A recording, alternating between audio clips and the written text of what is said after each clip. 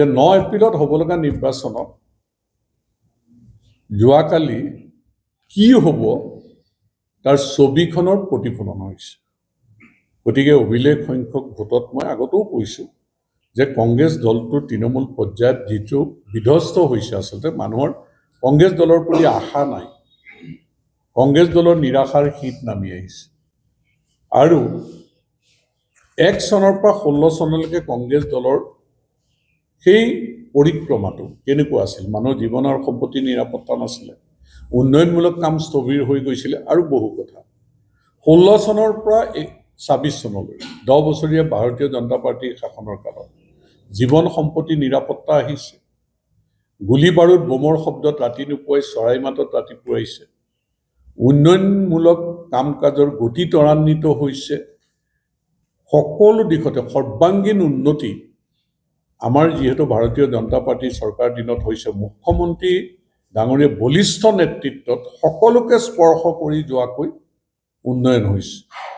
আৰু সেইকাৰণেই সন্তুষ্টিৰ প্ৰতিফলন যোৱাকালি আমাৰ মনোনয়ন পত্ৰ দাখিলৰ এই কাৰ্যসূচীৰ জনসমুদ্ৰই এই কথাই প্ৰমাণ কৰি দিছে। বিৰোধী পাৰ্টীগৰাকী ছাত্ৰ সংগঠনত আছিলে, ছাত্ৰ সংগঠনৰ পৰা তেওঁ ৰিজাইন দিয়ে কংগ্ৰেছ দলত জইন কৰিলে। তেওঁলোকৰ মোৰ শুভেচ্ছা আছে। এতিয়া কিমান শক্তিশালী বুলি ৰাজনৈতিক ক্ষেত্ৰখনত মই তেওঁক পাইছোঁহে, কিন্তু তেওঁৰ নেতৃত্বত যেতিয়া TSB কলেজত ABVPৰ লগত ইলেকশ্যন হৈছিলে, তেওঁ নেতৃত্ব দিছিল আকছুৰ সভাপতি হিচাপে। আৰু ABVPৰ লগত যিটো কণ্টেষ্ট হৈছিল, 12টাৰ 12টা চিটেই ABVPয়ে পাবলৈ সক্ষম হ'ল। মোৰ যিহেতু সমষ্টিৰে যুৱক নহয় জানো, গতিকে মই আৰু তেওঁৰ লগত খেলিমহে, এইটোতো যুঁজ নহয়, খেলাত হৰা জিতা আছে। গতিকে লগ পায়ে থাকিম ৰাজনৈতিক পথাৰত। খেলত কি দৰকাৰ আছে জেদভাৱ লোৱা, আমি আক্ৰমণ কৰা, আমি ৰাজনৈতিক প্ৰমূল্যবোধটো ৰক্ষা কৰিব লাগিব নহয়। প্ৰথম খোজটো দিওঁতে ভুল হ'ব নালাগে। মই প্ৰথম খোজটো যেতিয়া দিছোঁ 96ত 95ত জইন কৰিছোঁ, যিমানখিনি মানুহে টিকেট প্ৰয়াসী আছিলে প্ৰত্যেকৰ ঘৰলৈ গৈছোঁ। মই জইন কৰিয়ে তেওঁলোকৰ আশীৰ্বাদ বিচাৰিছোঁ।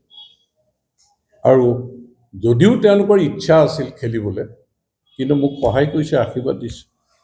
কোনোতো ৰিজাইন দিয়া নাই, কোনেও তেজপুৰত AGP অফিচ ভাঙিবলৈ যোৱা নাই।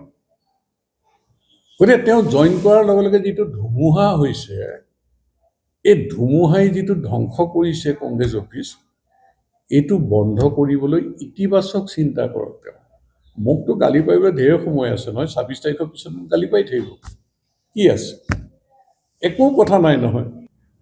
ভাতৃপ্ৰতিম এজন যুৱকৰ মই ভৱিষ্যতটো একেবাৰে বেয়া হোৱাটো কামনা নকৰোঁ। গতিকে মোৰ এইটোৱেই পৰামৰ্শ, তেওঁ অলপ ভাবি গুণি চাই, ছাত্ৰ সন্থা আৰু ৰাজনৈতিক দলৰ মাজত পাৰ্থক্য আছে, আৰু এই ৰাজনীতিক জগতখনত তেওঁ এইটো বন্ধুত্বৰে এই নিৰ্বাচনটো খেলিবলৈ আগবাঢ়ি আহিব লাগে। আৰু তেওঁকতো পালে মই শুভেচ্ছা দিমেই, তেওঁক পালে মই হেণ্ডশ্বেক দিমেই। মইতো তেতিয়াও তেওঁক বেয়াকৈ নকওঁ, বেয়া সমালোচনা নকৰোঁ। গতিকে মোৰ শুভেচ্ছা আছে তেওঁৰ প্ৰতি। যিকোনো খবৰৰ বাবে যোগাযোগ কৰক আমাৰ এই নম্বৰত 9181 307 2221।